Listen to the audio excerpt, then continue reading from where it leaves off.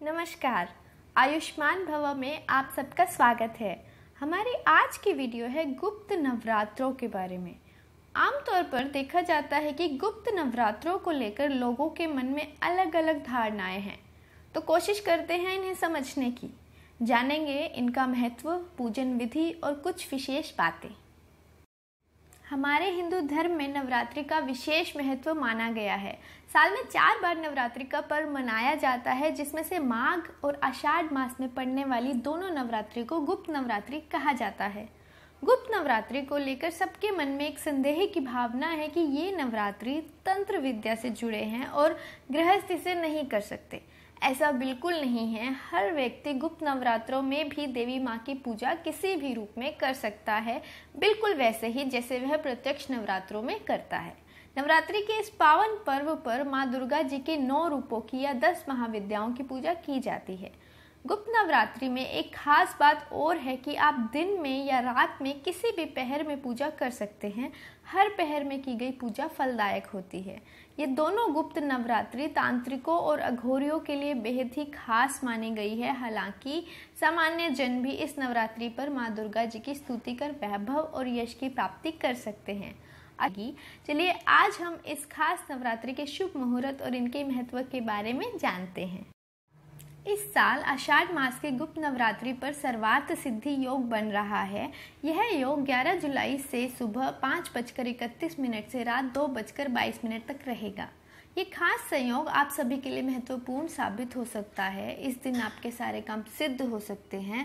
आद्रा नक्षत्र में पूजा की शुरुआत करना काफ़ी उत्तम माना गया है। इसके अलावा इस दिन रवि पुष्य नक्षत्र भी पड़ रहा है। इस बार नवरात्रि 8 दिनों की ही होगी, क्योंकि षष्ठी और सप्तमी तिथि एक ही दिन पड़ रही।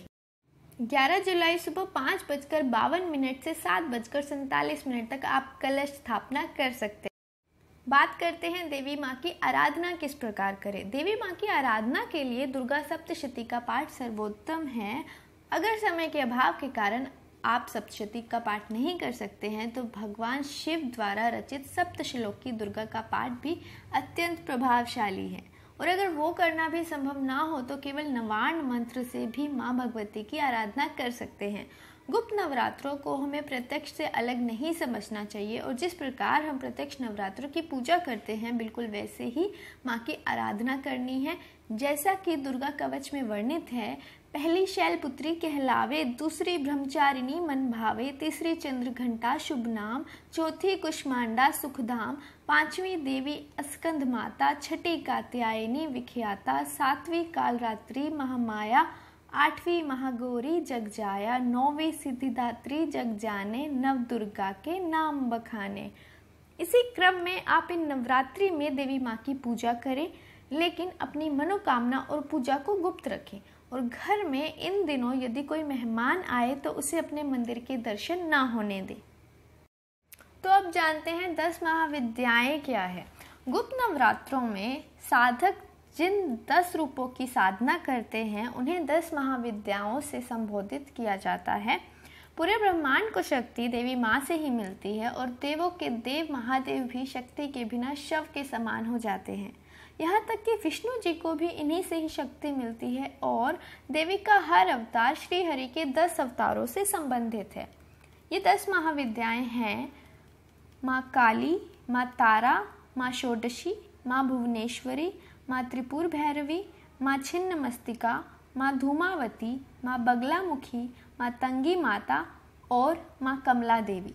जिस रूप में चाहें आप देवी माँ की आराधना करें, परंतु माँ धूमावती का पूजन और सिमरन वर्जित माना गया है। तो पूजन कैसे करें? एक व्यक्ति को चाहिए कि वह सात्विक रहकर माता की सच्चे तन और मन से पूजा करे। नवरात्रि के पहले ही दिन यह निर्धारित करें कि आप किस प्रकार देवी माँ की पूजा करेंगे और आपकी मनोकामना क्या है। यदि आप मंत्र जाप से माँ को प्रसन्न करना चाहते हैं तो किन मंत्रों से और कितनी संख्या में आप जाप करेंगे, या फिर आप इन दिनों में दुर्गा सप्तशती का भी विधिवत पाठ कर सकते हैं, मगर संकल्प लेना अति आवश्यक है और पूरे नवरात्रों के दौरान इसी संकल्प का पालन करें। सामग्री क्या चाहिए? नारियल, गंगाजल, कलश, जौ, पान के पत्ते, आम के पत्ते, माता का 16 श्रृंगार, सुपारी, लौंग, इलायची, अक्षत, रोली, मोली, लाल कपड़ा, हल्दी की गांठ, सूखी हल्दी, चंदन, सिक्का, फल, फूल, घी या तिल का तेल भी ले सकते हैं, दीपक, पंचमेवा, मिठाई या माँ को भोग लगाने के लिए प्रसाद। सबसे उत्तम रहेगा कि माँ को लौंग और बताशे का प्रसाद अर्पित करें। अगर आप नवरात्रि का व्रत कर रहे हैं तो कुछ सावधानियां हैं जिनका आपको विशेष रूप से ध्यान रखना है। सबसे पहले अपनी पूजा और मनोकामना को गुप्त रखें। घर के सदस्यों के अलावा किसी से भी इन सब के बारे में बात ना करें। अगर आप घर में कलश स्थापना कर रहे हैं तो फर्श पर ही सोएं। सात्विक भोजन का ही सेवन करें। घर में कोई भी नाखून या बाल ना काटे। आलस्य, मिथ्या और निंदा इत्यादि बुरे कर्मों से बचें। सबसे ज़रूरी बात, स्वयं के शरीर को कष्ट देकर व्रत ना रखें। अगर आप पूरे दिन फलाहार पर रह सकते हैं तो रहें, अन्यथा दिन में एक निर्धारित समय पर अन्न का सेवन कर सकते हैं। पूजा उसी मंत्र से करें जिस मंत्र का आपने संकल्प लिया है और अपने इष्ट देव अर्थात जिनकी आप प्रतिदिन पूजा करते हैं वो करना ना छोड़ें। आशा करती हूँ कि आपको ये वीडियो अच्छी लगी होगी और अगर आपके कुछ भी सवाल या सुझाव हैं तो प्लीज़ आप कमेंट बॉक्स में मुझे बता सकते हैं या मुझसे पूछ सकते हैं। चैनल को सब्सक्राइब करना ना भूलें। नवरात्रि की आपको हार्दिक शुभकामनाएं। माता रानी सबकी झोलियाँ सुखों से भरे। जय माता दी।